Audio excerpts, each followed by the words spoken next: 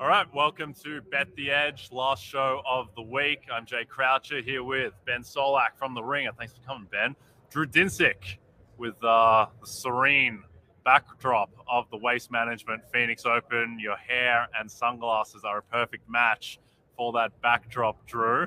Ben, how's the week been in Phoenix? It's good, man. It's Super Bowl week. It's hectic. It's crazy. It's overwhelming. It's the bomb. We should do it once a month. And I love it so much. I love it, man. Yeah, getting some sun. Definitely a nice escape from the winter. Yeah, they do a great job here in Phoenix, and the fact that it's coincided with the golf event has just been unbelievable. We have 23 of the 24 best golfers in the world in the same city as the two best teams in the NFL.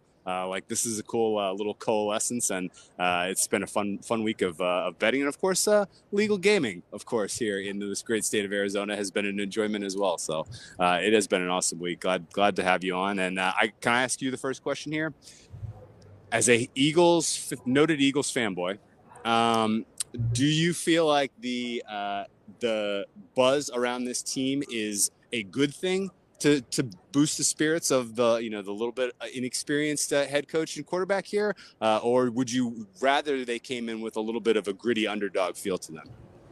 I think they've got both. I think it's the bomb. You can pick and choose, right? You got every 49er under the sun is on Radio Row complaining about the fact that they lost. Julian Love is they didn't belong here. It's yeah, you played us 3 times, man. They have the ability, and they're great. They've middled it, really, if we're going to talk betting. They can put a bunch of stuff on the bulletin board, and they also can get all of the hype and all of the gas. And all of we're 16-1 with Jalen Hurts. We have this point differential. We're this, that, and the other. You know what I'm saying? They've got whatever they want to have, whatever balance Nick Sirianni wants to go for in terms of his messaging. He has fuel for the fire. So I think they're in a great spot. They can pick and choose whatever they want. Yep. Drew and I have talked about this all week, but to me the most interesting kind of thing that can happen in the Super Bowl is if Kansas City get up early and Philly finally have to play from behind. And what do you think? Jalen Hurts' stats, like most quarterbacks, are worse when he's playing from behind when teams know that he has to throw. But what would you expect from Hurts in that situation? Are you starting to think that it's real trouble if they are down, say, 10-0? I don't want to say it's real trouble because I would need to have seen it be bad in order to say it's real trouble. You know what I'm saying? There's a chance it's great, and we just don't know, right? I always go back to that drive against the Colts. They're down by 4. They had the ball about 3.5 minutes left. They had a huge defensive pass interference penalty, and then they just start running it. And they were we just love our running game. We're super confident. They're down 4. They're running clock, running the football. They don't want to throw the ball. We've really seen them, even in situations where they should throw the football, really lean away from being a totally pass happy. They can't do their play action game, can't do their RPO game. They have very much so avoided that potential game script. And so this is a really game script dependent game. My joke all week has been, I don't know who I'm picking, but ask me after the first quarter and I'll tell you, right? Whoever's the lead here, I'm that team's got a nice set. It's a very game script dependent game. The Eagles get a lead. They're the best team in the league, best team we've seen in a while. It's sitting on the lead, sitting on the ball, keeping the other quarterback on the sideline. Eagles lose a lead. We have no idea what they're looking like. So, yeah, hit me up after the first quarter. I'll have a pick for you. It'll be great. As a tape guy, did you see anything in the tape, either the game against the Giants in the divisional round or the game against the Niners, that has you concerned about Jalen Hurts' ability to operate as a passer to the same level we saw through the first, say, 14 weeks of the season pre-shoulder injury? A little bit, yeah. And I would even say if you go back to some of the games before the shoulder injury, his inaccurate pass rate was up against the Bears before the injury, the Giants in the game that they played before the Bears, the first one, way back when. He's had some bad performances down the stretch. One of the things that was really impressive about Hurts coming into this season that I think was a big part of the surprise, a big part of his campaign that nobody really expected, was he was just more accurate than we had ever seen him being, which followed on the trend of the last 6 off seasons where he just keeps getting more accurate. He did this at Oklahoma, he did it in Alabama, he did it in his rookie season. Well, it turns out that regression's a thing. It turns out that it's tough to just be on an upwards trajectory for forever. This ain't Bitcoin. It's got to come back down, right? And so for Hurts, it was that aspect of, he's been a little bit less accurate because he was unbelievably accurate to start the season. I think it's just some shoulder injury, some natural regression, some small sample. I don't think it's all the one injury. I think it's just an amalgamation of a few things. One thing that I can't really shake when I think about this game is the second Eagles-Cowboys game. where Dak Prescott did whatever he wanted against that Eagles defense. Now, recognizing that a big part of that was Avonte Maddox coming out, and they put CeeDee Lamb in the slot where he just put his chef's hat on and did whatever he wanted. Gardner Johnson was out for that game. They were missing some guys. Do you think that is that a concern for you as an Eagles guy, or do you think that was just kind of one game and also they were missing guys? 100%. Jonathan Gannon, who's the defensive coordinator for the Eagles, was atrocious against elite quarterbacks last year, right? They played Mahomes in week 4. He had 6 incompletions and 5 touchdowns. Never a good day in the office. They played Justin Herbert, and he lit them up over 90% completion percentage. Derek Carr, over 90% completion percentage.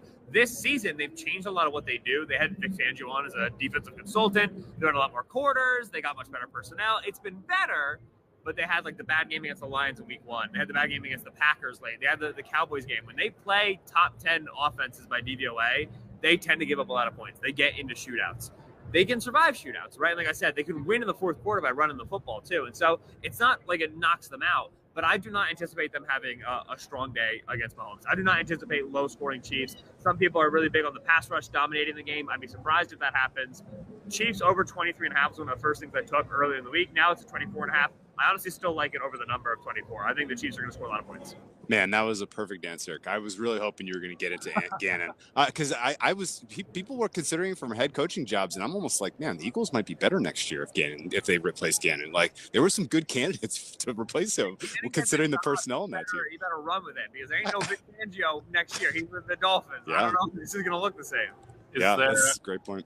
Is there any player, we're always looking at things from a player prop perspective, but any player you think where the matchup really benefits in a way that is not usual for this type of game? Yeah, I like Jerick McKinnon over 22.5 receiving yards, which is something that a lot of people have talked about, and I think the logic is really, really sound. This Gannon defense is going to force checkdowns, force you to throw underneath. Mahomes is going to want to be getting rid of the ball quickly. That means checkdowns, throwing the ball underneath. No Mecole Hardman, and when there's no Mecole Hardman, Jerick McKinnon tends to be the yak guy for the Chiefs. So I like McKinnon a lot. The other small-time receiving prop that I really like is Noah Gray. Over 12.5 yards I've seen now is 10.5 earlier in the week.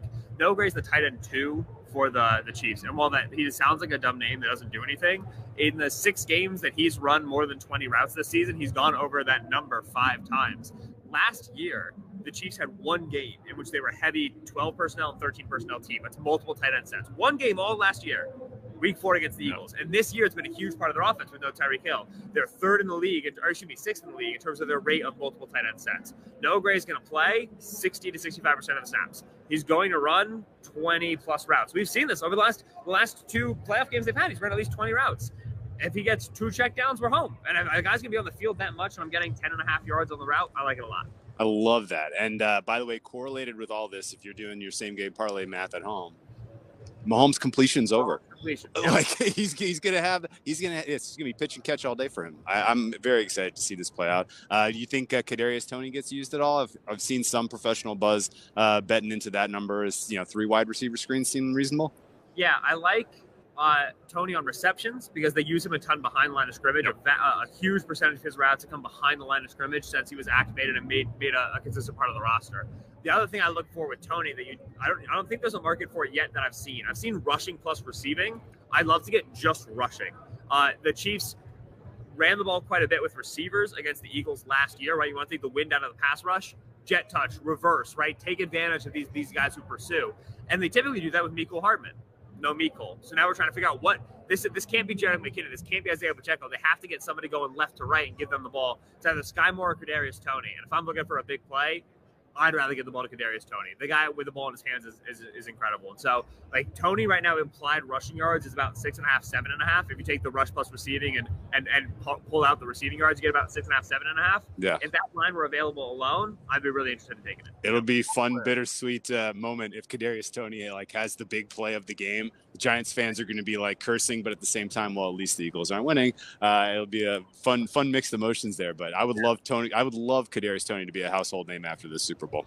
Yeah, he does kind of have Percy Harvin type of vibes where you can see him certainly exploding in a game like this. While we're talking about players of perhaps the Noah Gray ilk, Kenneth Gainwell, his number is really steamed in the market. It's up to pushing now 20.5 rushing yards. So he's gotten 26 carries the past 2 weeks. Do you think that, and obviously a big part of that is they had huge leads in both of those games. Yes. Do you think they'll still use Gainwell in a closer game script? I think they will, but I would much rather just take the Miles Sanders number, right? Sanders, I can set my watch to him getting 10-plus carries, and against this Chiefs defense, where pretty much if you're running away from Chris Jones, you're fine. The Eagles are going to find big rushing lanes for their backs. And with Jalen Hurts' shoulder injury, people talk a lot about the throwing. One of the main things you want to avoid is contact, right? This injury happened at first because he got hurt, landed on. He got tackled, and a big guy landed on him. So you're going to see Gibbs, and I think you're going to see Sanders still be the primary back. So Gainwell's going to get his, but if you're betting Gainwell over 20.5, you're doing it based off the volume he got. Okay, I don't think it's going to be that sort of a game script. The guy I can trust for volume is Sanders. And even though Gainwell's come along nicely in the last month and a half, Sanders has been really, really good this season. This is a 1,000-yard season for Sanders. This is a free agent year. He's trying to make money on a national stage. Sure. I'll take, if I'm just betting into Eagles rushing the ball well, I'll take Sanders first. I don't want to mess around with Gainwell as much. Okay, you kind of teased it a little while ago. Yeah. You said you're going to make your decision basically in game.